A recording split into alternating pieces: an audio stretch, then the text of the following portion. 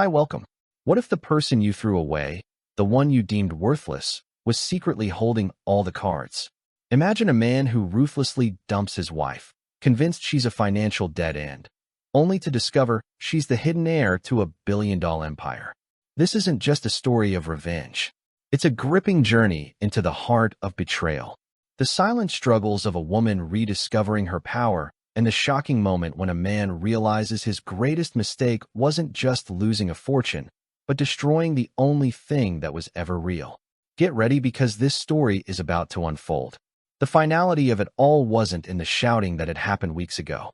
It was in the quiet, methodical way Benjamin Carter sorted through their shared life, creating two distinct piles on the worn hardwood floor of their small apartment, his and hers. His pile grew with a ruthless efficiency.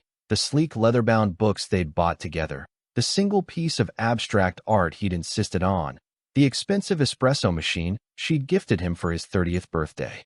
Her pile was smaller, a collection of well-loved paperbacks, a chipped ceramic mug with a painted sparrow, the faded quilt her grandmother had made. It was a visual representation of their marriage, his ambition, her sentiment. "Anna, we need to be practical," Ben said, his voice devoid of the warmth that had once made her feel safe. He stood with his hands on his hips, surveying the room as if it were a business asset to be liquidated. He was handsome in that sharp, tailored way that seemed to broadcast success, even when, by his own metrics, he hadn't quite achieved it yet. His jaw was tight, a muscle ticking near his temple. It was his closing the deal face, a look she'd once admired and now found chilling. Anna Sharma, soon to be just Sharma again, sat on the edge of their lumpy sofa, her hands clasped so tightly her knuckles were white. She watched him, this man she had loved with a quiet, fierce devotion for 7 years. She had been his rock, his cheerleader, the one who worked 2 jobs in the early days so he could focus on his budding career in finance. She'd typed his reports, listened to his frustrations about his superiors, and celebrated his small victories with lovingly prepared meals he barely tasted. His mind already on the next rung of the ladder. She had believed in the yes he had sold her, a partnership built on mutual support and future dreams. Practical, she repeated, the word tasting like ash in her mouth. Is that what this is, Ben? A practical decision? He finally looked at her, his hazel eyes cool and appraising. It was the same look he gave his stock portfolio. It is I have goals, Anna. We've talked about this. I'm on the cusp of making partner at the firm, the people I need to associate with, the circles I need to move in. They require a certain presentation. He gestured vaguely around their cramped apartment at the peeling paint near the window, the second-hand furniture she had so carefully curated. This life, it's holding me back. We are holding me back. The pronoun was a lie, a flimsy attempt to soften a blade meant to sever. He meant her. She was the one holding him back. Her job as a librarian at a local community center, her simple clothes from thrift stores, her lack of interest in the vacuous networking events he dragged her to, where she would inevitably retreat into a corner uncomfortable under the scrutiny of women dripping in diamonds and condescension. She wasn't an asset. In his world, that was a fatal flaw. "So you're trading me in?" she said, her voice trembling despite her efforts to keep it steady. For a better model, one with a more impressive pedigree. The barb hit its mark.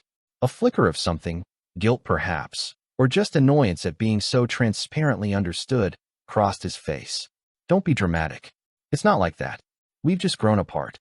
Our priorities have shifted." His priorities had shifted. Hers had remained stubbornly, foolishly the same. Him. The final betrayal wasn't just the act of leaving, but the reason he gave. He didn't say he'd fallen out of love. He didn't say he'd found someone else, though she suspected that was only a matter of time. He said in a moment of cruel honesty during their last screaming match, "I can't build an empire with a woman who is content with nothing." His words echoed in her head now, a painful mantra. Content with nothing. He saw her quiet happiness, her love for books and rainy afternoons, her satisfaction in helping a child discover a new story as a lack of ambition. He saw her frugality not as a choice, but as a limitation. He saw her as poor, not just in finances, but in spirit. And in his world, that was a terminal diagnosis. He had no idea. He had never once asked about her family. Not really. She told him they were estranged, that they lived a different kind of life. and he had accepted it at face value, too consumed with his own lineage and legacy to probe into hers. He saw Anna Sharma, the quiet librarian, and assumed that was all there was. He never saw Anna Sterling Sharma, the sole heir to the Sterling Corporation, a global conglomerate with interests in shipping, technology, and real estate valued in the tens of billions. He had no clue that the woman he was discarding for being poor could buy his entire investment firm with the interest from her trust fund. She had run away from that world 10 years ago, desperate to live a life that was her own, to be loved for who she was, not what she was worth. She had wanted to escape the suffocating expectations and the gilded cage that had been her childhood. She had wanted something real, and for a while she thought she'd found it with Ben. She had fallen for the charming, driven young man who seemed to see her. Now she understood he had only ever seen a reflection of his own desires. And when that reflection no longer served his purpose, he was shattering the mirror. "I'll have my lawyers send over the papers," Ben said, pulling her back to the grim present. He picked up his tailored suit jacket from the back of a chair. "I've already put a deposit down on a new place in the city. I'll have movers pick up my things tomorrow." He was already gone. His body was still in the room, but his spirit, his future, had vacated the premises long ago. Anna stood up, a strange calm settling over her. The heartbreak was still there, a raw, gaping wound in her chest, but beneath it, something else was stirring. A dormant part of her, a piece of the sterling resolve she had inherited from her formidable grandfather, was beginning to wake up. "Fine," she said, her voice clear and strong, surprising them both. "Send the papers, Ben. Take your things." He paused at the door, a little taken back by her sudden composure. He had expected more tears, more pleading. He had a whole script prepared for it. She looked at him, really looked at him one last time. She saw the ambition that had warped into greed, the confidence that had curdled into arrogance. She saw the man she had loved and the stranger he had become, and she realized he wasn't just leaving her, he was releasing her. "I hope you find what you're looking for," she said. It wasn't a platitude, it was a curse, because she knew with a certainty that was as cold and hard as a diamond that he never would. He was chasing a horizon that would forever recede, and he had just discarded his only anchor. He gave a curt nod, opened the door, and walked out, closing it softly behind him. The click of the latch echoed in the silent apartment. Anna stood alone amidst the ruins of her life. The pain was immense, a physical weight that threatened to crush her. But as she looked at her small pile of belongings, the books filled with other worlds, the mug that had warmed her hands on countless mornings, the quilt that held generations of love in its threads, she didn't feel poor. For the first time in a long time, she felt the faint, unfamiliar flicker of power. He had no idea what he had just done. He had no idea who he had just set free. The drive back to the Sterling estate was a journey through a life she had deliberately forgotten. Leaving the city's urban sprawl behind, the landscape softened into the manicured old money elegance of Westchester County. The roads narrowed, winding through dense forests that hid sprawling properties behind formidable stone walls and iron gates. It was a world of quiet, immense power, a world that had always felt more like a prison than a home. When she reached the main gates of Greybourne, the name her grandmother had given the estate, Anna's hands tightened on the steering wheel of her modest 10-year-old sedan. The gates were magnificent, wrought iron, forged into an intricate design of intertwined sparrows and sterling silver leaves, a symbol of the family dynasty. To her, they had always looked like the bars of a cage. She hadn't been back in a decade. Not since the explosive argument with her grandfather, Richard Sterling, a man who commanded boardrooms and family members with the same iron will. He had presented her with a life plan meticulously mapped out, an arranged marriage to the son of a European banking tycoon to merge their empires, a seat on the board, a future sculpted from duty and legacy. When she had refused, demanding a life of her own, he had given her an ultimatum, the Sterling name and all that came with it, or the door. She had chosen the door, walking away with nothing but a small trust her mother had left her, determined to prove she could exist without his gilded puppetry. A security guard, a man she didn't recognize, approached her car, his expression impassive. "Can I help you, miss?" "I'm here to see Richard Sterling," she said, her voice. "My name is Anna Sharma." He checked his list, his brow furrowing. "I don't have that name down." Of course, he didn't. In her grandfather's world, she had ceased to exist. Tell him it's his granddaughter, she added, the word feeling foreign on her tongue. The guard's eyes widened slightly. He spoke into his radio, his voice a low murmur. A few tense moments passed before the gates, grand and silent, swung inward. The prodigal granddaughter, it seemed, was being granted an audience. The long winding driveway was flanked by ancient oak trees, their branches forming a canopy overhead. The house came into view slowly, a majestic stone mansion that seemed to rise from the earth itself. It was beautiful, imposing, and as cold as she remembered. Parking her humble car next to a gleaming black Bentley, Anna felt a wave of the old insecurity wash over her. She was wearing jeans and a simple sweater, a stark contrast to the world she was re-entering. Taking a deep breath, she walked up the stone steps and through the heavy oak doors which were opened by a butler who looked as ancient and unyielding as the house itself. "Miss Anna," he said, his voice a growly whisper of surprise. His name was Fields, and he had been there since her childhood. A flicker of warmth in his eyes was the only welcome she received. "Mr. Sterling is in his study." The walk to the study was a haunting tour of her past. The grand foyer with its soaring ceilings and a chandelier that dripped crystals like frozen tears. The portraits of stern-faced ancestors lining the walls, their eyes seeming to follow her with disapproval. The suffocating silence broken only by the tick-tock of a grandfather clock that measured time in generations, not hours. Richard Sterling was exactly as she remembered him, seated behind a massive mahogany desk, his back ramrod straight, his silver hair perfectly coiffed. He was 85, but his eyes, a piercing shade of blue, were as sharp and calculating as ever. The study was his throne room, filled with leather-bound books he'd never read and artifacts from his global conquests. The air smelled of old paper, leather, and power. He didn't stand. He simply watched her approach, his expression unreadable. He gestured to the chair opposite his desk, an invitation that felt like a summons. "Anna," he said, his voice a low rumble. "To what do I owe this unexpected return?" The chasm of 10 years lay between them, filled with unspoken accusations and wounded pride. She hadn't come here for a joyful reunion. She had come here because she had nowhere else to go. Ben had shattered her carefully constructed world, and this was the only one she had left. "Hello, grandfather," she said, her voice steady. She would not show him the weakness that was churning inside her. "I needed to come back." "Needed to?" He scoffed, a faint, cruel smile touching his lips. "Don't tell me the real world finally proved too much for you. I believe I warned you about that. You threw away a birthright for a fantasy, for some naive notion of normally." His words were like daggers aimed at the freshest of her wounds. The fantasy he spoke of was the life she had tried to build with Ben, a life that had just crumbled into dust.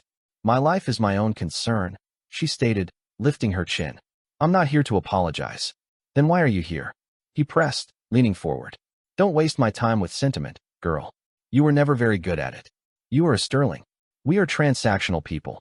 What do you want?" The cold, brutal honesty of it was almost a relief. This, she understood. This was the language of her upbringing. "I want what is mine," she said, the words surprising her with their force. They came from that newly awakened part of her, the part that was tired of being small, of being underestimated. Richard leaned back, a genuine spark of interest in his eyes. He steepled his fingers, studying her as if she were a new acquisition. "And what precisely do you believe is yours?" "My place," she said, gaining confidence. "My inheritance. I abdicated, I know, but I am your only living direct descendant. I am the heir to this company, to this legacy." She gestured around the room, "and I want to claim it." For a long moment, the only sound was the ticking of the clock. Her grandfather's expression was a mask of cold contemplation. She had expected him to laugh, to throw her out, but he didn't. "You walk in here after 10 years of silence," he said slowly, "looking like you've been sleeping in your car, and you demand to be handed a multi-billion-dollar empire. The audacity is impressive. It's the most Sterling thing you've done in a decade." He stood up and walked to the large bay window overlooking the vast manicured gardens. "The world you've been living in, the world of dusty books and minimum wage, is a child's playground. The world I inhabit is a battlefield. The wolves on my board would eat you alive before you even found your seat. You have no experience, no training, no concept of what it takes to run this company. Then train me, she shot back, standing as well. Teach me. You wanted a puppet and I refused. But I am not refusing to learn. I am not refusing to lead. I am your blood. I have your mind. You know I do. He turned to face her. A complex mix of emotions swirling in his sharp blue eyes, skepticism, pride, and a deep calculating curiosity. He saw the fire in her, the same fire he possessed. He saw the pain that was fueling it. And like any good businessman, he saw an opportunity. You want to come back? He said, his voice dropping to a conspiratorial hush. Fine, but there are conditions. You will live here under my roof. You will start at the bottom as my personal assistant. You will learn every facet of this business from the ground up. You will follow my every order without question. You will prove to me, and more importantly to the board, that you are not the sentimental fool who ran away, but a true sterling, ruthless, and ready to rule. He was testing her, pushing her, trying to see if she would break. Anna thought of Ben's dismissive face, of his cruel words. I can't build an empire with a woman who is content with nothing. A bitter smile touched her lips. He thought I was nothing. She whispered more to herself than to him. A who? Her grandfather demanded. She looked him straight in the eye, her resolve hardening into steel. My husband, my soon-to-be ex-husband. The mention of a husband she'd never spoken of clearly intrigued him. He raised a silver eyebrow. So, there's a man involved in this, he mused. This has all the makings of a proper drama. Excellent. Nothing sharpens the mind like a little heartbreak and a thirst for revenge. He walked back to his desk and extended a hand. It was not a gesture of welcome, but of contract. Do we have a deal? Anna Sterling Sharma. Anna looked at his outstretched hand, the hand that had once tried to control her destiny. Now it was offering her the tools to forge a new one. She was trading one cage for another, but this time she knew the rules. This time she would be the one to master them. She placed her hand in his. His grip was firm, unyielding. We have a deal, grandfather, she said. The game had just begun, and this time she would not be a pawn. The transformation from Anna Sharma, community librarian, to Anna Sterling Sharma, personal assistant to the CEO of Sterling Corporation, was as brutal as it was swift. Her grandfather was true to his word. He started her at the very bottom of the top. Her life became a whirlwind of 5 a.m. wake-up calls, meticulous schedule management, and an endless deluge of information she was expected to absorb through sheer osmosis. Her small apartment, once a sanctuary, was packed up and put into storage. Her new home was a suite of rooms in a wing of the Grayborn mansion, opulent and impersonal. The antique furniture was priceless. The art on the walls was museum quality, and the silence was deafening.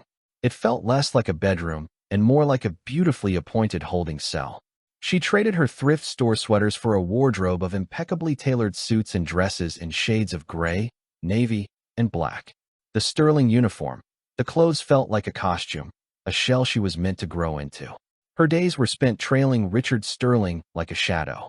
She sat in on meetings where billions of dollars were discussed with the casual air of ordering lunch. She learned about leveraged buyouts, hostile takeovers, and market volatility.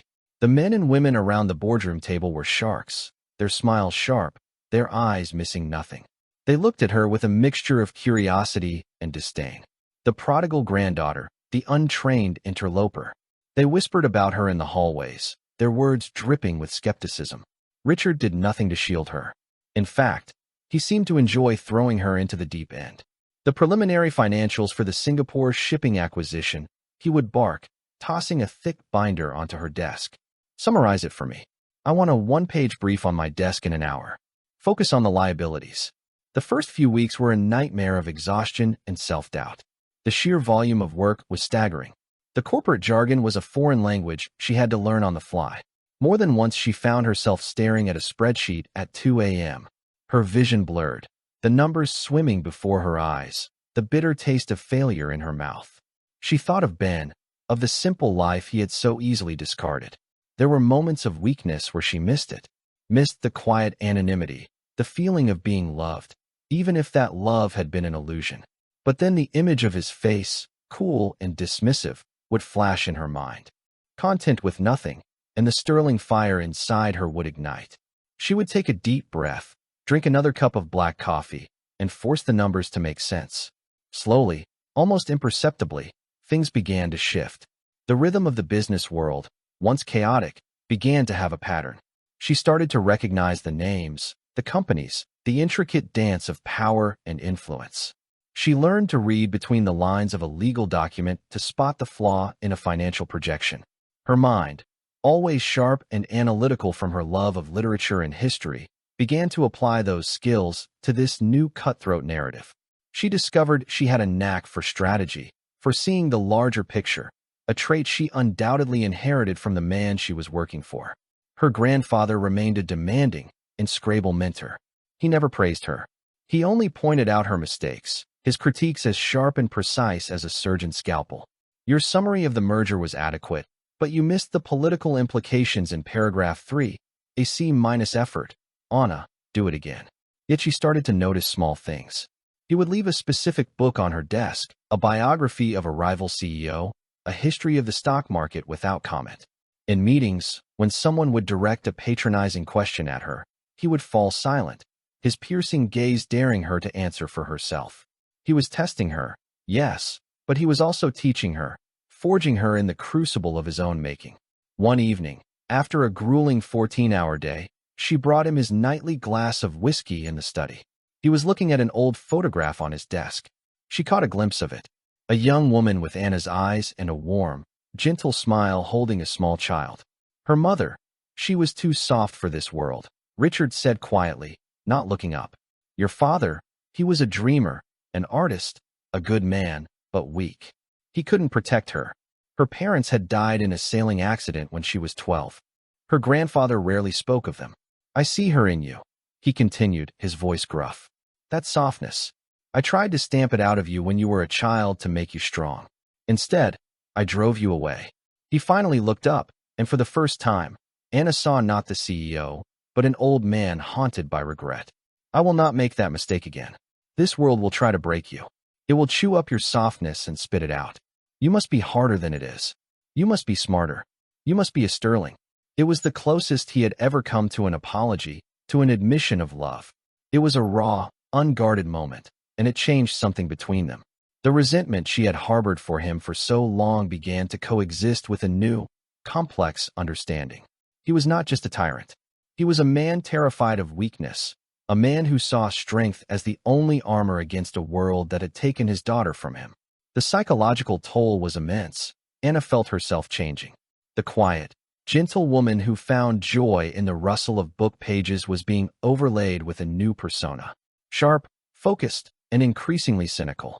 She was learning to compartmentalize, to silence the part of her that yearned for simple connection, and to amplify the part that craved success, that thrived on the intellectual combat of the boardroom.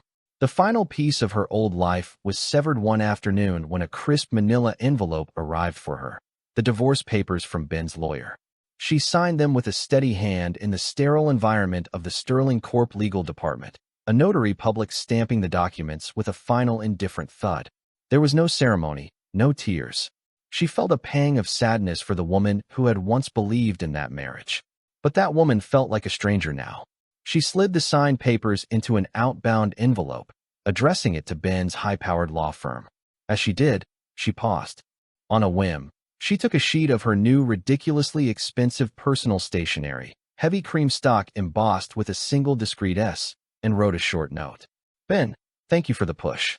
It was exactly what I needed. Anya. She sealed the envelope, a small, cold smile on her face. It was a declaration of war he wouldn't even understand he was fighting. He thought he had leveled up, leaving her behind in his quest for power and wealth. He had no idea she was now playing an entirely different game on a field so vast he couldn't even comprehend its boundaries. He was climbing a ladder. She was preparing to own the entire building. 3 months into her new life, her grandfather decided it was time for Anna's unofficial debut into the society she had fled. The event was the annual Sterling Foundation Gala, a high-profile charity affair that was the pinnacle of the New York social calendar. It was a night where titans of industry, politicians, and old money families converged to peacock their wealth and influence, all under the guise of philanthropy. For Anna, it was a trial by fire. You will be my escort, Richard announced one morning as if he were informing her of a new board meeting. You will be seen, you will be spoken about, and you will be judged. Your every word, every gesture will be analyzed. Do not disappoint me. The preparation was like gearing up for battle. A stylist, a severe-looking woman with a Parisian accent, was summoned to the mansion. She brought racks of designer gowns that cost more than Anna's old car. Anna felt like a doll being dressed, an object being polished for display. She finally settled on a deep emerald green silk gown. It was elegant and understated, but the way it clung to her form felt both powerful and dangerously exposed. Diamonds, borrowed, she was told, from a jeweler, as a sterling does not wear their own in public unless making a statement, were clasped around her neck and wrist. Her hair was swept up in an intricate style, and her makeup was flawless. When she looked in the mirror, she barely recognized the woman staring back. The haunted, heartbroken librarian was gone. In her place was a stranger with cold, determined eyes. She looked expensive. She looked like a sterling arriving at the gala held at the Metropolitan Museum of Art was a sensory assault. The flash of cameras, the roar of the crowd held back by velvet ropes, the cascade of light and noise. As she stepped out of the chauffeured car and took her grandfather's arm, a hush fell over the reporters closest to them, followed by a frantic burst of questions. Mr. Sterling, who is your companion tonight? Is this the mysterious granddaughter? Richard ignored them all, his face a mask of regal indifference, and guided Anna up the grand staircase. He was a king in his element, and tonight he was presenting his heir. The inside was a glittering sea of power. Anna felt hundreds of eyes on her, their gazes a physical weight. Whispers followed them as they moved through the room. She could feel the speculation, the sizing up. She kept her back straight, her chin high, just as her grandfather had instructed.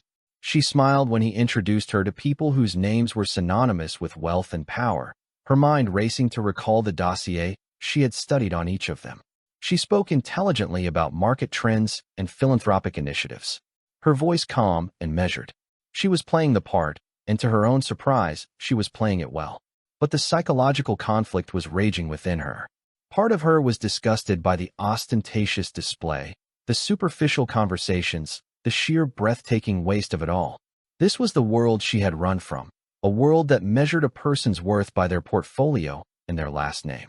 Yet another part of her, the Sterling part, felt a thrill. There was an undeniable energy in the room, a current of immense power that was intoxicating. She was no longer an outsider looking in. She was at the center of the storm. She was speaking to a senator when she saw him, Benjamin Carter. He was standing across the vast crowded hall near a champagne fountain. He was laughing, schmoozing with a group of men she recognized as partners from a rival firm. And on his arm was a blonde, impeccably dressed woman whose family Anna knew from her research, owned a significant portion of downtown real estate. He had found his asset. The sight of him was like a physical blow. The air rushed from her lungs. For a moment, the curated composure, the sterling armor threatened to crack. The pain of his betrayal, which she had so carefully compartmentalized, came rushing back fresh and raw. She saw the man she had loved, the life they had shared, and the casual cruelty with which he had discarded it. Her grandfather, sensing the shift in her, followed her gaze. His eyes narrowed.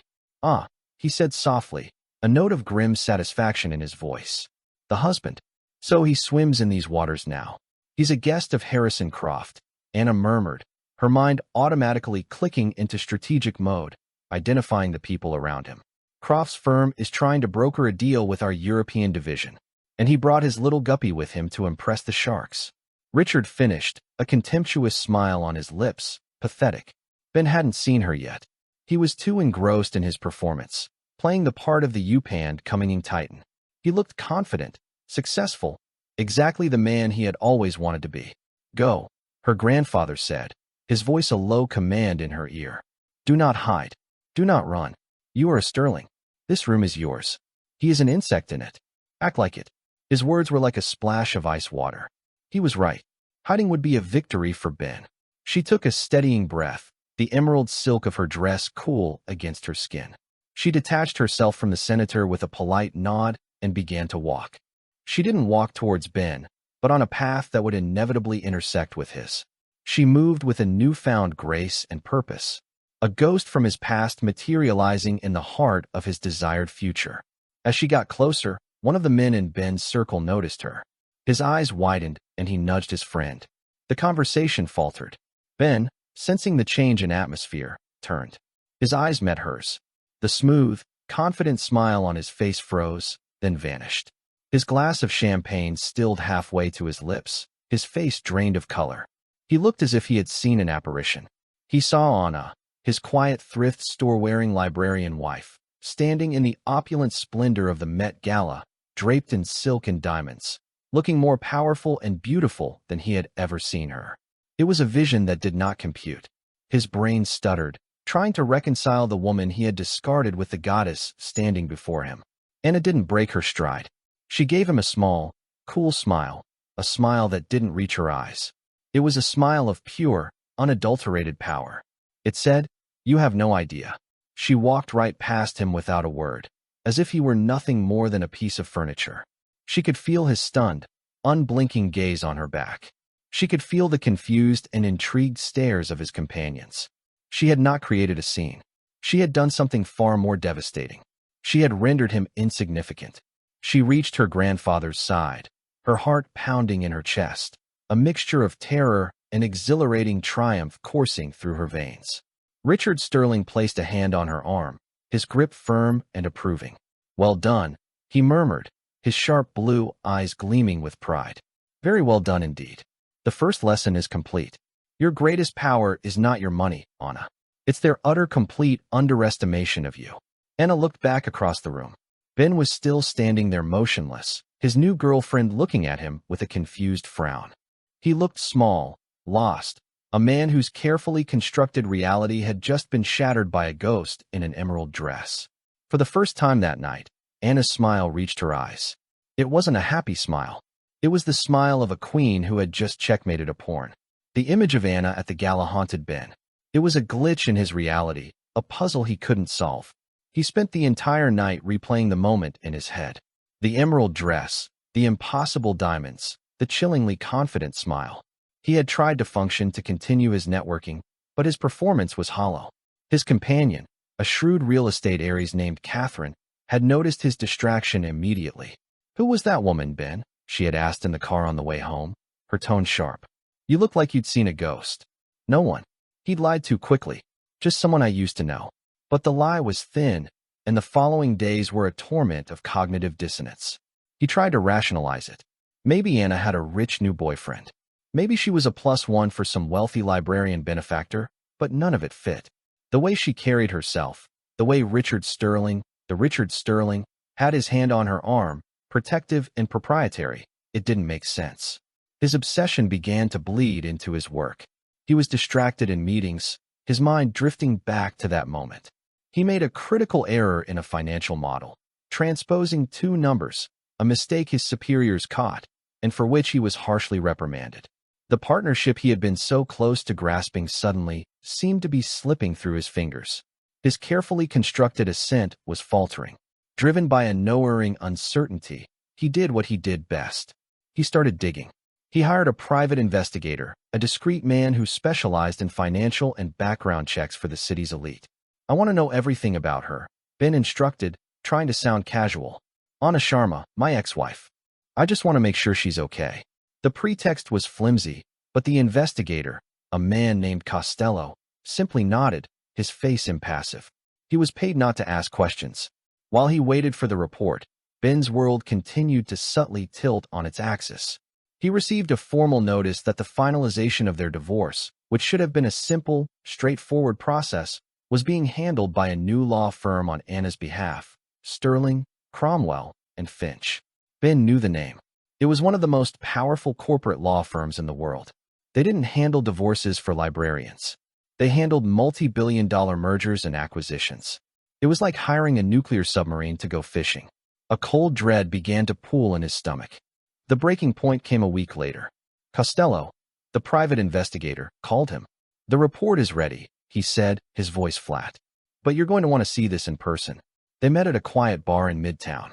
Costello slid a thick file across the table. Ben opened it, his hands trembling slightly.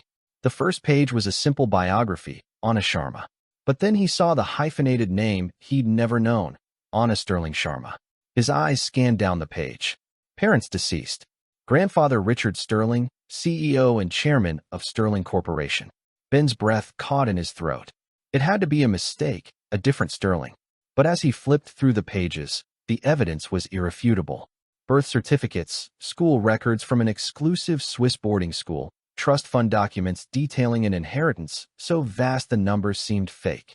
Photographs of Anna as a child on yachts and at lavish estates, standing next to the same formidable old man from the gala. The world went silent. The muted chatter of the bar, the clinking of glasses, it all faded away. There was only the roaring in his ears. He saw it all with a horrifying, gut-wrenching clarity. Her simple life wasn't a limitation. It was a choice. Her estrangement from her family wasn't about some petty squabble. It was a rebellion against a world of unimaginable wealth. Her thrift store clothes, her second-hand furniture, her quiet contentment. It wasn't a lack of ambition. It was a rejection of the very things he worshipped. He hadn't just divorced a librarian. He had divorced the sole heir to the Sterling Empire. The phrase he had thrown at her, the cruelest thing he had ever said, came back to him with the force of a physical blow. I can't build an empire with a woman who is content with nothing. He had been standing next to an empire that could have been his, and he had been utterly, completely blind. The sheer monumental stupidity of his actions crashed down on him. His ambition, his careful calculations, his social climbing. It was all a child's game compared to the power she wielded, power she had kept hidden from him for 7 years. But the horror was deeper than just the misfortune. He started to question everything. Had she been laughing at him the entire time? Was their whole marriage some kind of social experiment for a bored Aries? The thought was poison, twisting his pride, his sense of self into a knot of agonizing humiliation. He had pined and postured, boasting about his minor successes, his pathetic bonuses to a woman who could buy and sell him 1,000 times over. He felt like the world's biggest fool. He left the bar in a daze, stumbling out into the harsh city lights.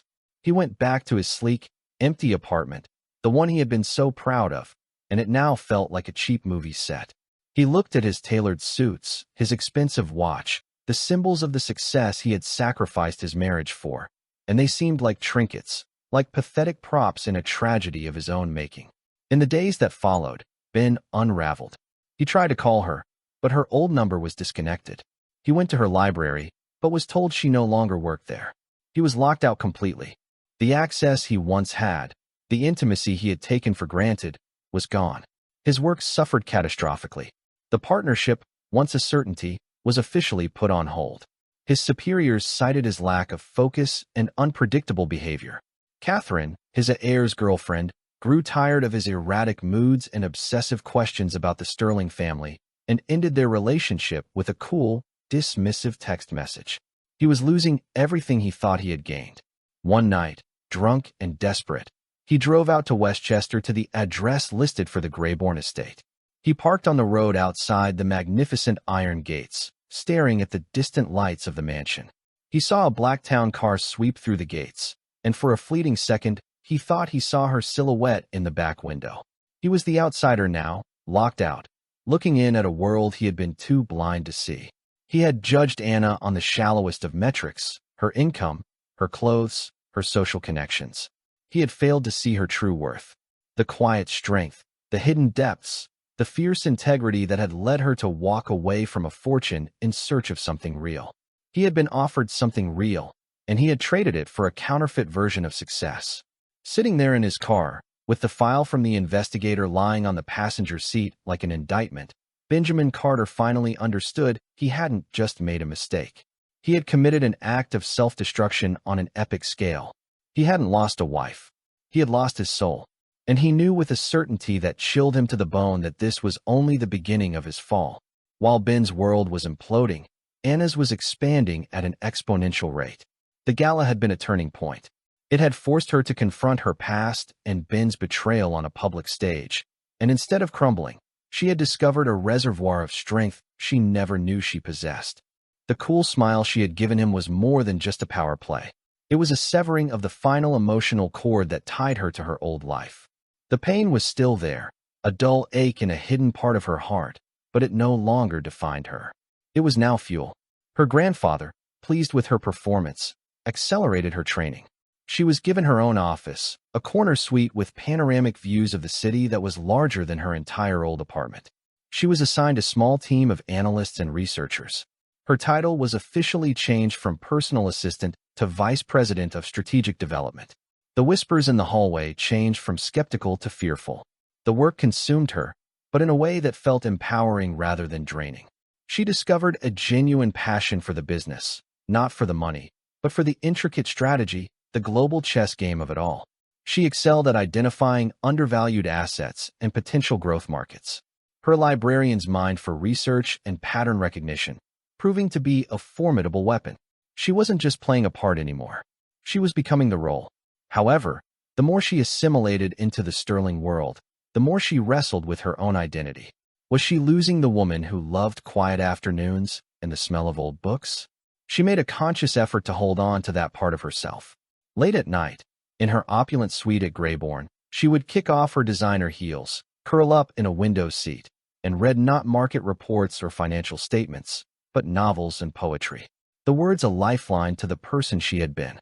It was during this period that she began to conceptualize what would become her legacy project. While reviewing the Sterling Foundation's activities, she found them to be cold and corporate, focused on large, impersonal donations to universities and museums, projects that were more about tax benefits and public relations than genuine impact. It was philanthropy as a business transaction, and it left her cold. She remembered her days at the community library, the children from low-income families whose only access to books and computers was through their doors.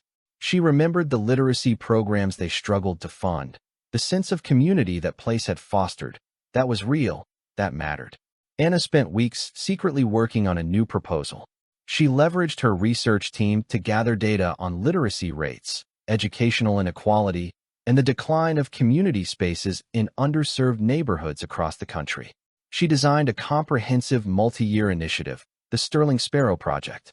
The plan was to fund and build state-of-the-art libraries and community learning centers equipped with the latest technology, job training resources, and arts programs directly in the heart of the communities that needed them most.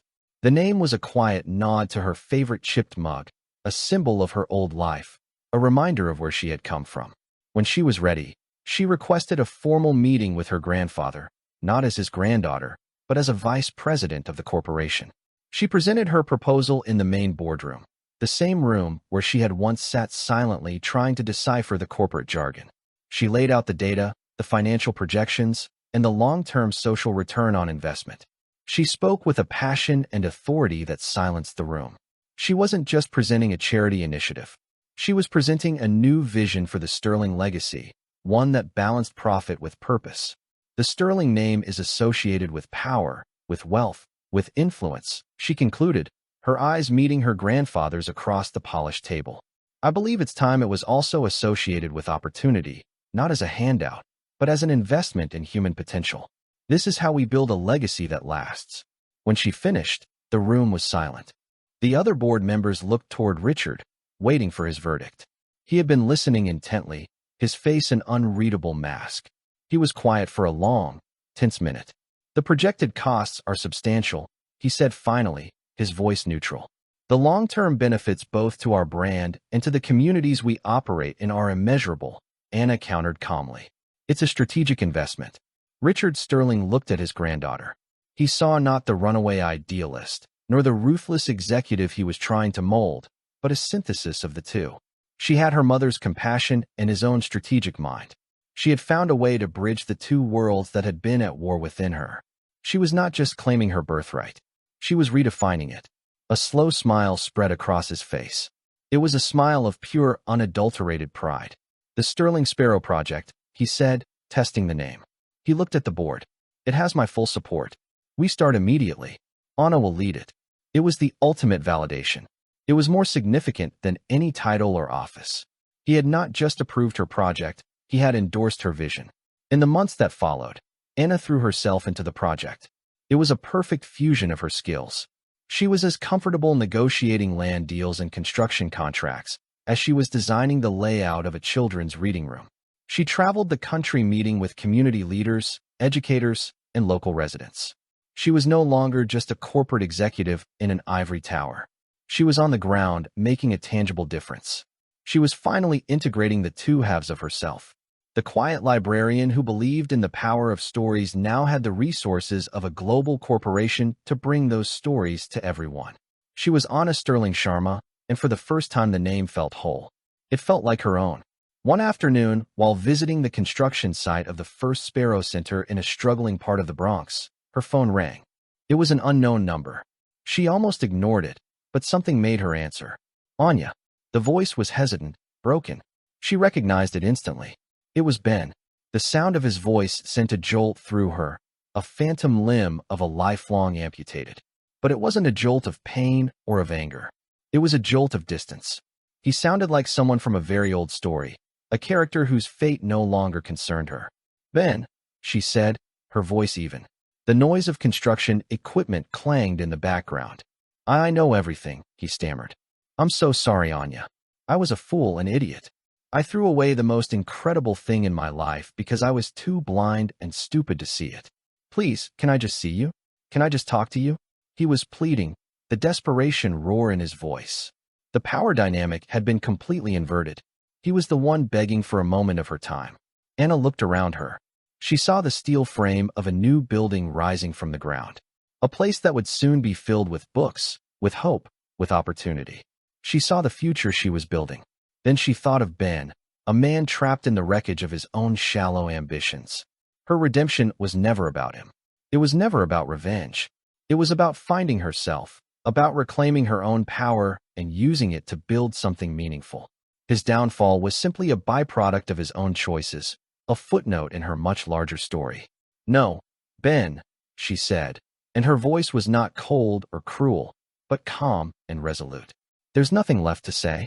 We have nothing to talk about. She paused, then added one last thing, not for his sake, but for hers. I do hope you find what you're looking for. Goodbye. She ended the call before he could reply. She slipped the phone back into her pocket and turned her attention back to the building, to the future. A gust of wind blew dust across the construction site, and for a moment she felt completely, utterly free. The ghost of her past had been laid to rest, not by vengeance, but by purpose, and her real work was just beginning. A year after the gala, Anna stood on a stage in front of the first completed Sterling Sparrow Center. It was a beautiful modern building of glass and warm wood, nestled in a community that had been starved for resources for decades. The autumn air was crisp, and the crowd before her was a vibrant mix of local families, city officials, journalists, and the stern, black-suited members of the Sterling board. Her grandfather sat in the front row, looking friendlier than he had a year ago, but his eyes, fixed on her, were sharp with pride. In the past year, their relationship had transformed from a tense mentorship into a partnership of mutual respect. He had given her autonomy, and she in turn had revitalized the philanthropic heart of his empire, generating more positive press and goodwill than he had managed in 50 years. Anna, dressed in a sharp but approachable navy blue dress, spoke from the heart.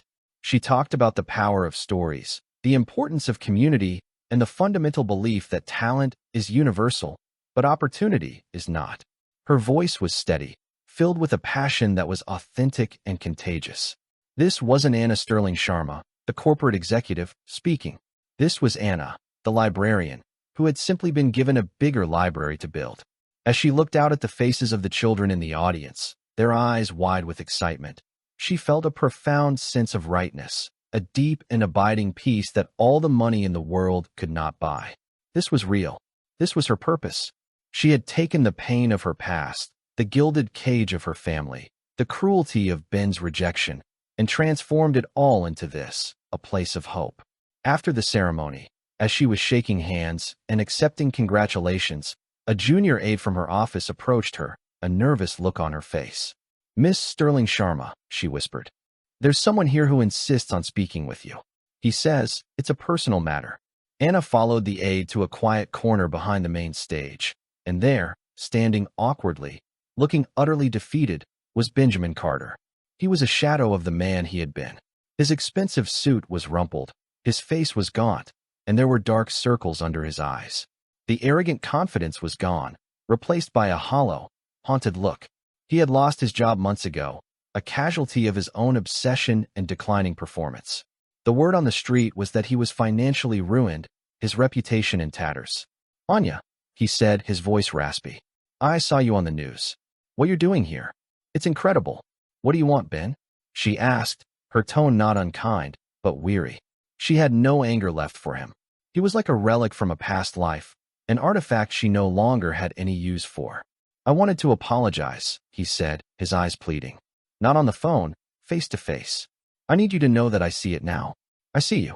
I was so caught up in what I thought success was, the money, the status, that I couldn't see the real treasure right in front of me. You were everything, and I threw you away for nothing." He took a hesitant step closer. "I'm not asking for a second chance. I know I don't deserve one. I had to tell you. You were the best part of my life, and my biggest regret will always be that I wasn't man enough to see it." She listened, and for the first time she believed he was being sincere. The desperation, the ambition had been stripped away, and all that was left was the raw, painful truth of his failure. She saw the man he could have been before his insecurities and greed had consumed him. A flicker of the old affection, the memory of the man she had once loved stirred within her. And in that moment, Anna faced her final test. It wasn't about power or money or revenge. It was about the nature of her own heart. Could she forgive him? What did redemption truly mean? She thought about her journey. She had come back to the sterling world seeking power, seeking a way to prove her worth to the man who had discarded her. But along the way she had found something far more valuable, her own purpose. Her redemption had nothing to do with him. "I believe you, Ben," she said softly, "and I appreciate the apology." A glimmer of hope sparked in his eyes. "Anna, but an apology doesn't erase the past," she continued gently but firmly. "You didn't just break my heart. You broke my trust. You showed me that your love was conditional, based on a balance sheet I didn't even know we were keeping. And that's not something I can ever go back to." She saw the last flicker of hope die in his eyes, replaced by a sad, resigned acceptance. He nodded slowly, understanding. "I have a new life now, Ben," she said, gesturing back toward the center. "A life I am building on my own terms. It's a good life, and I am happy." It was the truth. The happiness was quiet, solid, and completely her own. It didn't depend on a man's approval or a family's legacy. It was forged in her own actions, in the purpose she had found. "I wish you well," she said, a final act of grace. "I hope you find a way to rebuild, to find a different kind of success." She turned and walked away, leaving him standing there. She didn't look back. There was no triumph in his defeat, only a quiet sadness for the man he had failed to become. Rejoining the celebration, she saw her grandfather watching her, a knowing look on his face. He had seen Ben arrive and had let her handle it, her final graduation. He raised his glass to her in a silent toast. Later that evening, long after the crowds had gone, Anna stood alone in the new library. The smell of new books and fresh paint filled the air. She ran her hand along the spine of a book, the smooth cover beneath her fingers. She was not the runaways anymore, nor the scorned wife. She was the architect of her own life. She had faced the demons of her past, her family's suffocating legacy and her husband's devastating betrayal, and had emerged not broken, but stronger, more whole. She had found the one thing she had walked away from a fortune to find 10 years ago, a life that was truly her own, and it was more magnificent than she had ever imagined. The sterling sparrow had finally found her wings. Anna's journey shows us that true power isn't about the money you have, but the purpose you find. She transformed the deepest betrayal into her greatest strength, proving that sometimes being underestimated is the ultimate advantage. Her story is a powerful reminder that our worth is not defined by anyone else's judgment. If this story of heartbreak, resilience, and incredible redemption moved you, please hit that like button to let us know. Don't forget to share it with someone who loves a story of triumph against the odds. And for more compelling stories that will keep you on the edge of your seat, make sure to subscribe to our channel and ring that notification bell. Thank you for watching.